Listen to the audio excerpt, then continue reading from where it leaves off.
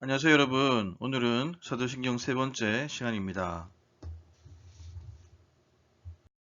같이 한번 해보겠습니다. 나는 그의 유일하신 아들 우리 주 예수 그리스도를 믿습니다. 오늘 본문이 있는데요. 오늘 본문은 마태복음 16장 13절에서 16절까지입니다. 제가 한번 읽어드리겠습니다. 예수께서 빌립보 가이사랴 지방에 이르러 제자들에게 물어 이르시되 사람들이 인자를 누구라 하느냐 이르되 더러는 세례 요한 더러는 엘리야 어떤 이는 예레미야나 선지자 중에 하나라 하나이다. 이르시되 너희는 나를 누구라 하느냐. 우리 16절 다 같이 한번 읽어보겠습니다. 시몬 베드로가 대답하여 이르되 주는 그리스도시요 살아계신 하나님의 아들이시니이다.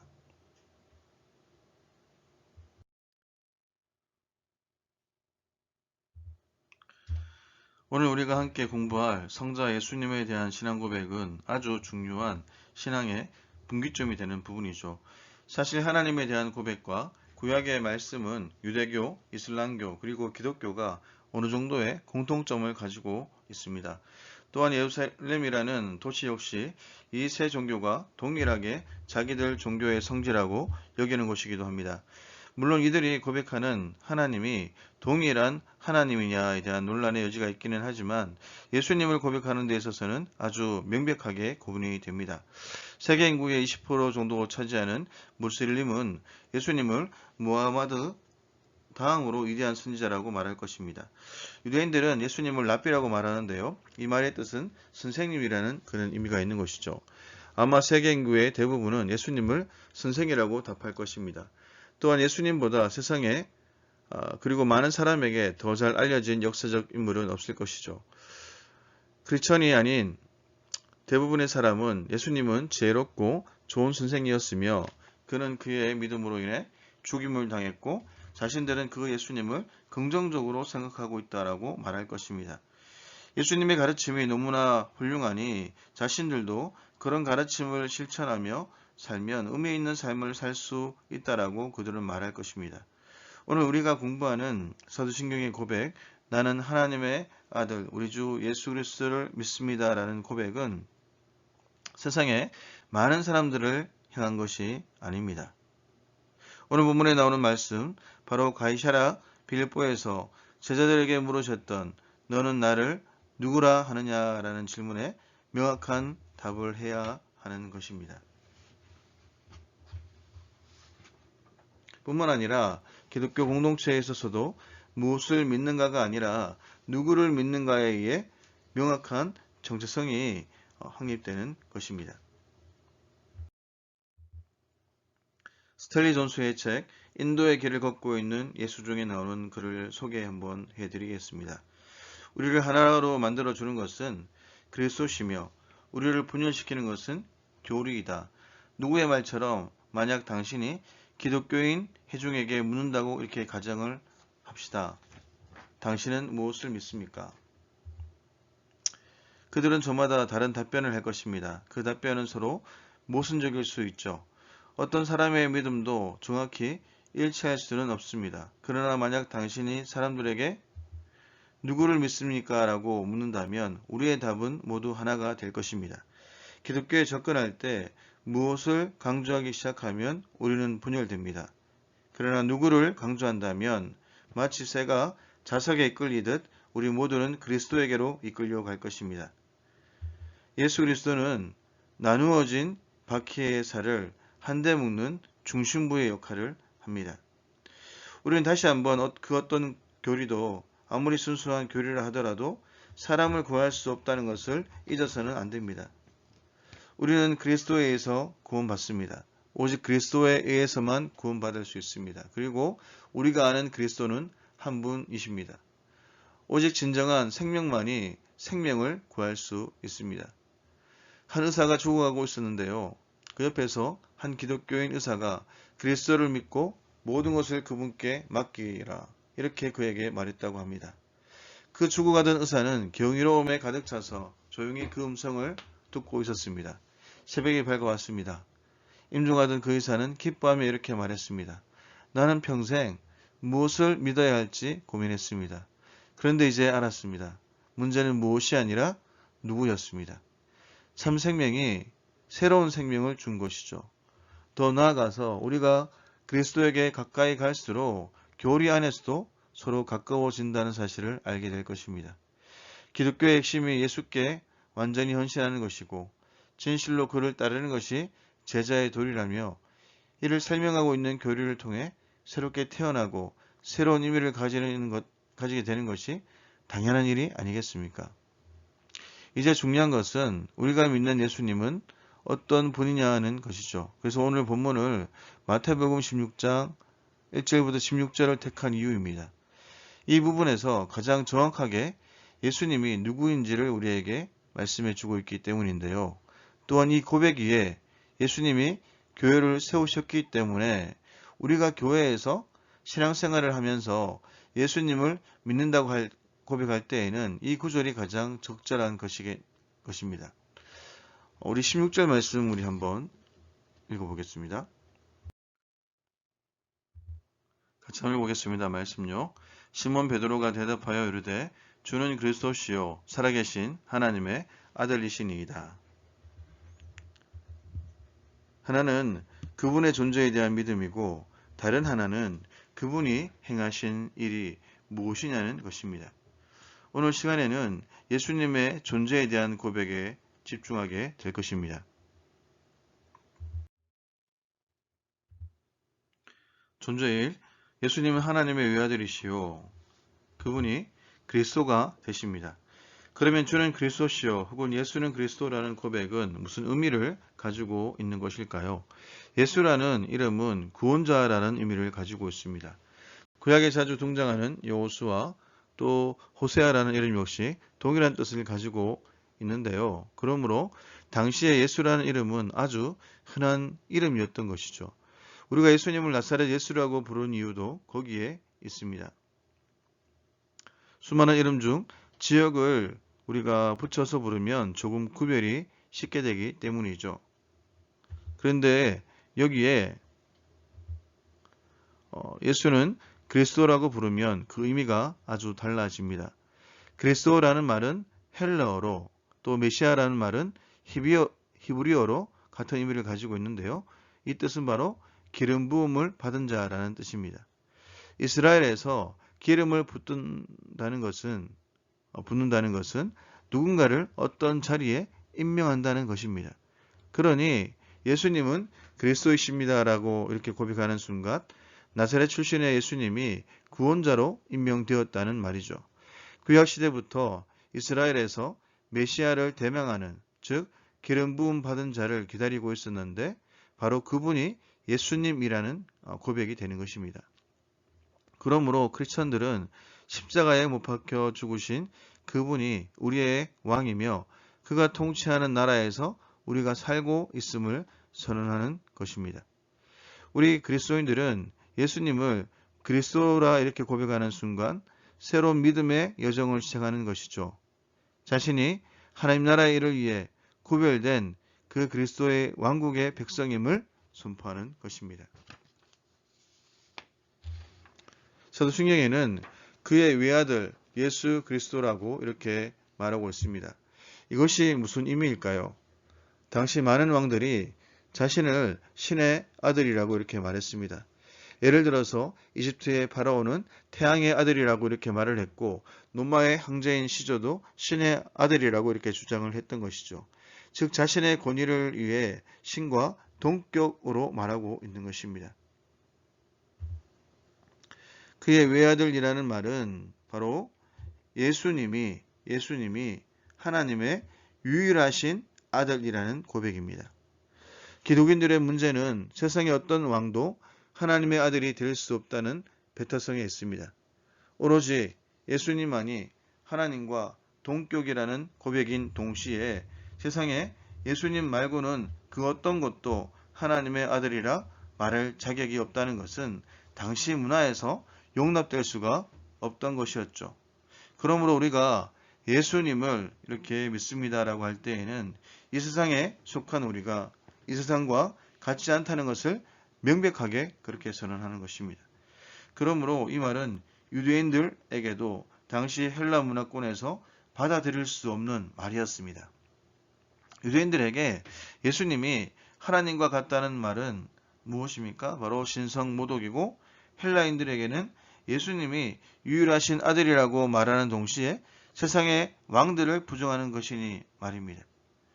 우리가 오늘 공부하는 고백, 예수님은 이런 분이시다라는 것은 우리의 자의적인 신앙에서 벗어나 우리가 고백해야 하는 분이 어떤 분이신지를 잊지 말아야 한다는 것입니다. 그래서 초대교회에서 예수님께 대한 고백은 너무나 중요했습니다. 그들이 하나님을 믿는 사람이라는 것은 예수님을 어떻게 고백하느냐에 따라 명확해졌죠. 무엇보다 그 당시에 예수님은 그리스도시요 하나님의 유일하신 아들입니다 라는 고백이어야말로 정체성을 가장 분명히 드러내는 것인과 동시에 목숨을 건 뜨거운 신앙 고백인 것이죠. 여러분들 중에 이런 그림을 보신 분들이 종종 있을 것입니다. 분명히 물고기 모양을 하고 있고요. 히랍어로 이렇게 읽으면 익투스라는 말인데 바로 물고기라는 뜻이 있습니다. 그런데 가만히 생각해 보십시오. 딱 봐도 물고기인데 왜 익투스라고 이렇게 써 넣었을까요? 초대교회 기독교인들은 박해를 피해서 자신들이 그리스도인임을 알리기 위해 이런 물고기 그림을 그리곤 했습니다. 익투스라는 말은 바로 이런 의미를 가진 헬라어 5단어의 첫 글자를 연결해 만든 단어였기 때문이죠.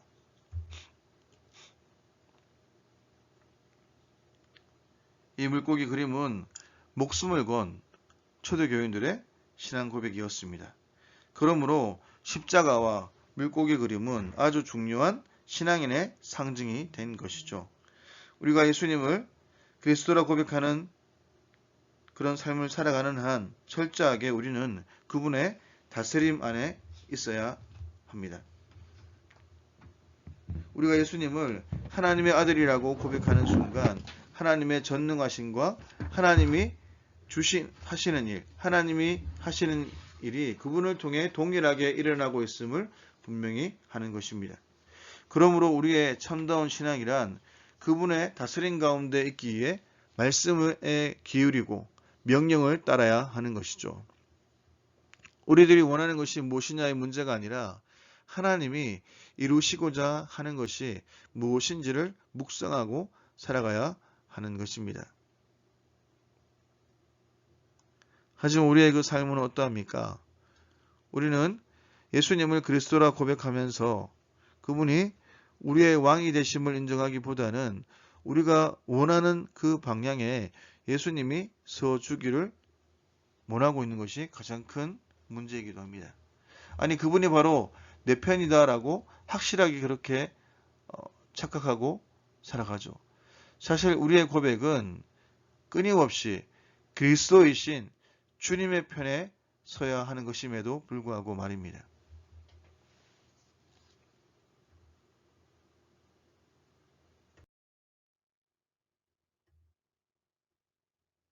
존재히 예수님이 주라는 고백이 뜻하는 바. 잠깐 본문으로 들어가 보면 13절 말씀에 이렇게 말씀이 나오죠. 같이 한번 읽어볼까요? 예수께서 빌립보 가이사랴 지방에 이르러 제자들에게 물어 이르시되 사람들이 인자를 누구라 하느냐. 예수님께서는 왜 빌립보 가이사랴에 이르러 제자들에게 이런 질문을 하셨을까요? 이 도시는 헤롯 빌립이 로마의 황제에게 바치기 위해서 만든 도시입니다. 지중해 연안에 있던 가이사랴와 구분하기 위해서 자신의 이름을 붙여서 가이사랴 빌립보라고 부르게 된 것인데요. 우리가 아래 사진을 보게 되면 보는 것처럼 맑은 물과 폭포가 흐르고 있는데 헐몬산에서 내려오는 아주 맑은 물로 이스라엘 상수원의 50%를 제공한다고 합니다. 얼마나 풍부하고 아름다운 도시인지 알 수 없습니다. 바로 그 풍성한 도시를 만들고 로마의 황제인 가이사가 주님입니다라고 고백하며 헌정된 그 도시에서 예수님이 이렇게 13절의 말씀 앞에 질문한 것이죠.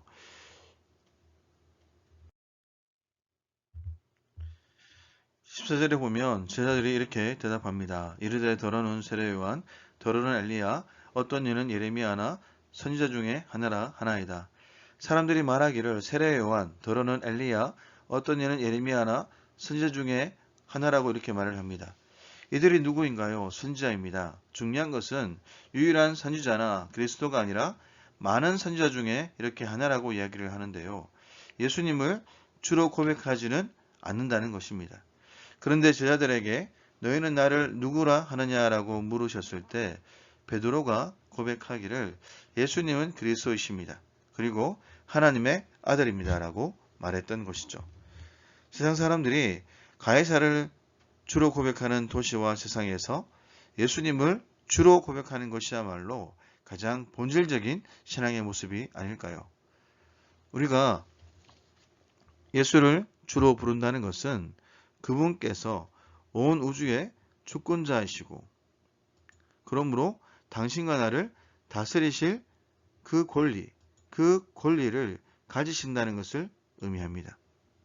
이 말씀의 진정한 의미는 우리가 로마 제국을 이해하는 기본 지식에서부터 출발해야 합니다. 당시 로마는 유럽으로부터 중동을 거쳐 북아프리카 해안에 이르기까지 다스리는 거대한 제국을 형성하고 있었습니다.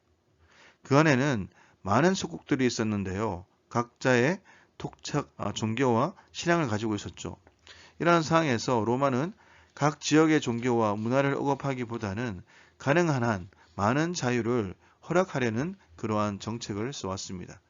단 로마에 세금을 내고 가이사는 주시다라는 고백을 한다면 말입니다. 무엇을 해도 좋지만 가이사가 주권자라는 것을 인정하라는 것이죠. 당시 로마에 살고 있는 사람들에게 이러한 요구는 별로 부담이 되는 것이 아니었습니다. 그렇게 타협하고 살아가면 어려움을 당할 이유도 없었죠. 그런데 유독 그리스도인들에게 가이사는 주시다라는 고백을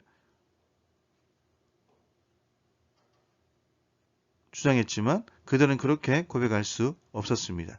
이미 이들은 예수님이 주시오, 주는 그리스도시다라는 명백한 신앙을 가지고 있었기 때문인데요. 이로 인해서 그리스도인들은 박해를 받고 십자가 혹은 화형에 처하기도 했고 칼에 찔려 죽거나 사나운 그 짐승에게 찢겨 죽기도 했습니다. 아주 흥미로운 일인데 척홀순이 이런 말을 합니다. 1세기에 만약 당신이 공공장소에서 예수님께서 하나님이시다라고 외쳤다면 아무도 화를 내지 않았을 것이다. 그러나 만약 당신이 예수는 주시다라고 외쳤다면 이것은 폭동을 일으킨 것이 된다. 로마는 그리스도인들이 예수님께서 유일한 구원의 길이라고 고백했기 때문에 죽인 것이 아닙니다. 이런 믿음이 로마 제국을 위협하지는 않았으니까요. 하지만 예수는 주라는 고백은 다른 주는 없다. 즉 가이사를 부정하는 것이었기에 박해를 했던 것입니다. 예수는 주라는 고백은 우리의 모든 것을 그분께 맡기고 그분이 이끄는 곳이라면 어디든지 갈 것이며 그것이 어떠한 대가를 요구하든지 기쁘게 따른다는 것을 의미하는 것입니다. 김승우 목사님의 책 나는 믿습니다에 보면 예수는 주에 대한 고백에 대하여 몇 가지 의미를 설명하고 있습니다. 첫째로 주인이 바뀌었다는 의미라는 것이죠. 예수는 주라는 이 뜻은 바로 주인이 바뀌었다는 것입니다. 내가 내 삶의 주인이었던 그때는 내 마음대로 살면 되었습니다. 그러나 예수님을 믿는 순간 삶의 주인이 바뀌어 버렸습니다. 왜 그럴까요? C.S. 루이스가 이를 이렇게 표현했습니다. 예수께서 사랑으로 나를 중복해 버리셨기 때문입니다. 나는 당신이 싫어서 30년 동안 도망 다녔습니다. 그런데 당신은 나를 추적하는 사냥꾼처럼 끝까지 추적하셔서 무서워서 싫다고 도망하는 사슴과 같은 나를 당신의 사랑의 하설로 싸서 당신의 것으로 만들어 주셨습니다. 그렇게 새로운 주인이 되시는 것을 사도 바울은 갈라디아서 2장 20절에서 이렇게 말씀합니다. 같이 한번 볼까요? 내가 그리스도와 함께 십자가에 못 박혔나니 그런즉 이제는 내가 사는 것이 아니요 오직 내 안에 그리스도께서 사시는 것이라. 이제 내가 육체 가운데 사는 것은 나를 사랑하사 나를 위하여 자기 자신을 버리신 하나님의 아들을 믿는 믿음 안에서 사는 것이라. 아멘. 예수님을 주로 모시고 새로운 삶을 산다는 것을 상징적으로 보여주는 사건 중에 하나가 출애굽기 3장에 나와 있는 모세의 소명입니다. 하나님의 부르심 앞에서 모세는 자신의 신을 벗어야 했습니다. 양을 치며 거친 돌길을 다닐 때 신었던 신발입니다. 하박국 2장 10절에 보면 하나님께 예배 드리는 것을 이렇게 표현하고 있습니다. 오직 여호와는 그 성전에 계시니 온 땅은 그 앞에서 잠잠할지어다 하시니라. 가만히 이 말씀을 한번 묵상해 보십시오. 우리의 가슴 속에서 수많은 소리들로 가득 차 있습니다. 그 소리들이란 우리들의 삶을 지배하고 이끌어 가는 것들입니다. 그런데 하나님 앞에 설 때는 그 모든 소리를 잠잠히 하고 하나님의 소리를 들으라는 것입니다. 삶의 주인이 바뀌면 새로운 주인의 소리를 듣는 것입니다. 둘째는 삶의 목적이 바뀌었다는 의미입니다.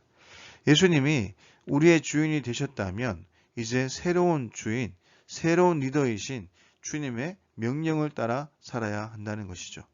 우리가 진짜로 예수님을 믿는가라는 질문 앞에서 우리는 지금 주님께 순종하고 있는가 생각해 보아야 하는 것입니다.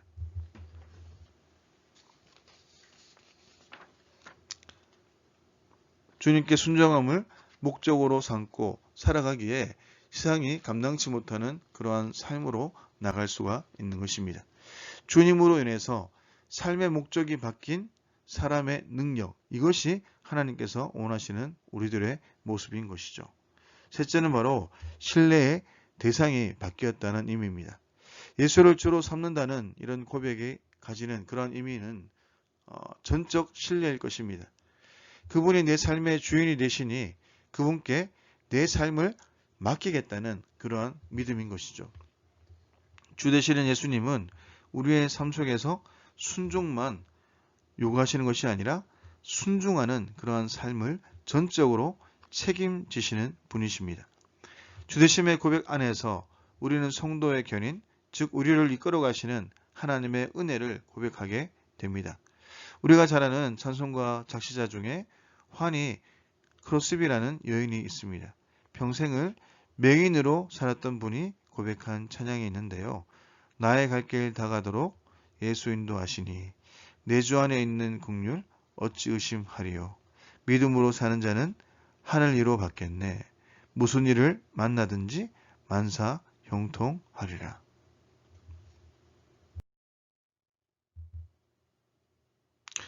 예수를 주로 고백하는 자들에게 주어지는 가장 큰 특권은 구원받은 자로 살아간다는 것입니다.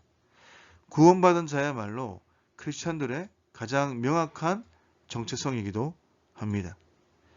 영국의 목사이면서 찬송가 작가인 존 뉴턴이라는 사람이 있습니다. 우리가 잘 아는 나 같은 죄인 살리신 이 찬양을 작시한 사람인데요. 목사님인데요. 그가 이런 말을 했습니다.